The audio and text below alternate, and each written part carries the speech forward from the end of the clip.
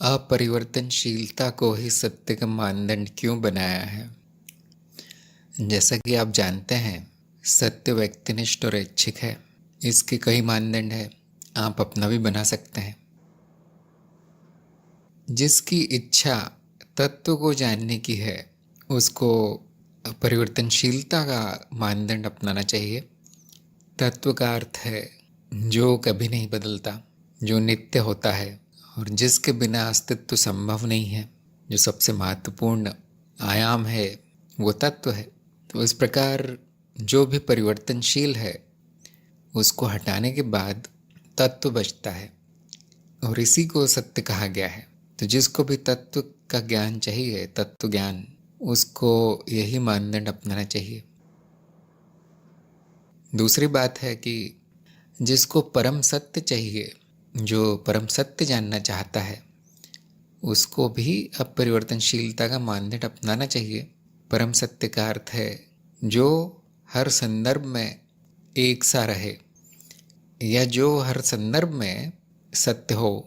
तो आप पाएंगे अपरिवर्तनशीलता का मानदंड ही परम सत्य तक पहुंचाता है, कोई और नहीं। बाकी मानदंड भी काम के हैं, उपयोगी हैं।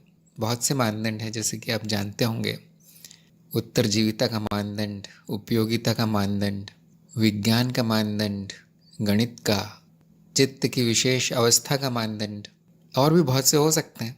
ये परम सत्य नहीं दिलवाते, क्योंकि उन मानदंडों के आधार पर यदि कुछ सत्य निकलता है तो वो संदर्भ बदल जाने पर असत्य पाया जाता है। फिर वो कुछ और सत्य मिलता है दूसरे संदर्भ में। संदर्भ का अर्थ यहाँ पर यह है परिस्थिति या अवस्था, विशेष प्रकार का मामला, उसे हम कहते हैं संदर्भ। तो सत्य की खोज ऐसे शुरू होती है, छोटे मानदंडों से अपरिवर्तनशीलता के मानदंड की ओर। यह सत्य की खोज। साधक को जब तक ऐसा कुछ नहीं मिल जाता जो तत्व हो, संपूर्णता का तत्व, अस्तित्व का तत्व, और जो हमेशा सत्य ही निकले, चाहे कुछ भी बदलता रहे, चाहे कितनी भी स्थितियां हो बदल जाएं, चाहे कोई भी अवस्था हो, कोई भी समय हो, कोई भी स्थान हो, वो हमेशा सत्य निकले, वो हमेशा वही निकले जैसा पहले था, उसी को परम सत्य कहा जाएगा। अब मैं इसमें ये जोड़ना चाहता हूँ कि अगर कुछ सत्य है, अगर कुछ अपरिवर्तनशील है और अगर कुछ तत्व है, तो उसका ठीक विपरीत भी मिलेगा। जैसे कुछ परिवर्तनशील मिलेगा, कुछ नाम रूप मिलेगा, तत्व नहीं होगा वो, और वो भी हर संदर्भ में मिलेगा, ये भी ध्यान रखना है। इसीलिए सत्य और असत्य द्वैत है। कुछ सत्य होगा तो साथ में असत्य भी होना ही चाहिए। सब कुछ सत्य नहीं हो सकता और सब कुछ असत्य भी नहीं हो सकता, वो तार्किक नहीं है। इसीलिए सत्य असत्य मिथ्या है, क्योंकि द्वैत है। कोई भी मानदंड आप बना ले, चाहे परम हो चाहे कैसा भी हो, सारा मनुष्य द्वारा निर्मित है, भेद किया गया है, मनुष्य द्वारा भेद किया गया है सत्य असत्य का, और मनुष्य द्वारा निर्मित मानदंडों से भेद किया गया है। इसीलिए पूरी तरह से मिथ्या है। अस्तित्व में ना कुछ सत्य है ना कुछ असत्य, और सत्य भी प्रतीत हो जाता है, असत्य भी प्रतीत हो जाता है, क्योंकि अस्तित्व अद्वैत है। तो क्या हम कह सकते हैं कि ये वाक्य सत्य है? हाँ। अब भाषा के स्तर पे आ गए हम। जब बोलने का संदर्भ है, किसी को बताने का संदर्भ है, तो वहाँ पे ये वाक्य सत्य है कि अस्तित्व अद्वैत है और इसके बाद कुछ नहीं बोला जा सकता। इसके बाद मौन है, न किसी को सत्य बोला जा सकता है न किसी को असत्य। तो आपके जो कार्यक्रम में तत्व वाला पाठ है, तत्व, उसमें इसका औचित्य बताया गया है कि हमने अपरिवर्तनशीलता को ही क्यों चुना, उसका औचित्य बताया गया है। कुछ और भी चुन सकते हैं, फिर वो परम सत्य तक नहीं पहुँचेंगे, अस्तित्व के तत्व तक नहीं पहुँचेंगे। अस्तित्व का तत्व सबका तत्व और मेरा भी, इसलिए मेरा भी। और फिर आप उस महावाक्य तक नहीं पहुँचेंगे कि मैं ही अस्तित्व हूँ। तत्व के दृष्टिकोण से मैं ही वो अस्तित्व हूँ।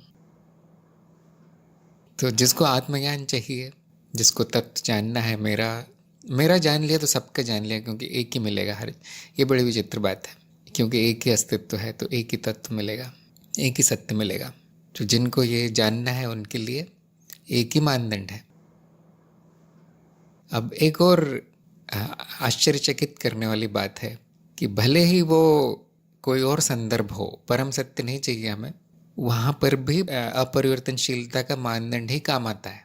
आप भले ही कहते रहें कि नहीं मैं मान लूँगा, परिवर्तनशील को भी सत्य मान लूँगा, लेकिन आप देखेंगे जो अधिक परिवर्तनशील है, अनियमित रूप से बदलता है, फिर उसको असत्य मान लिया जाता है, और जो कम परिवर्तनशील है उसको सत्य मान लिया जाता है।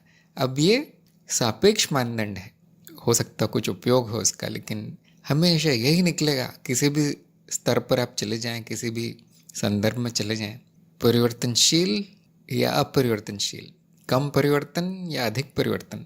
जैसे उत्तरजीविता का अगर मानदंड आप अपनाएं, और आपके पाठ में टमाटर का उदाहरण दिया गया है, टमाटर तो परिवर्तनशील है, अनित्य है, लेकिन उत्तरजीविता में बहुत काम आता है, खाना है, फिर भी उसको सत्य कहा गया, क्योंकि काम का है, खाना हमारे काम का है, इसलिए खाना सत्य है, उत्तरजीविता में काम आता है जीवित रहने में।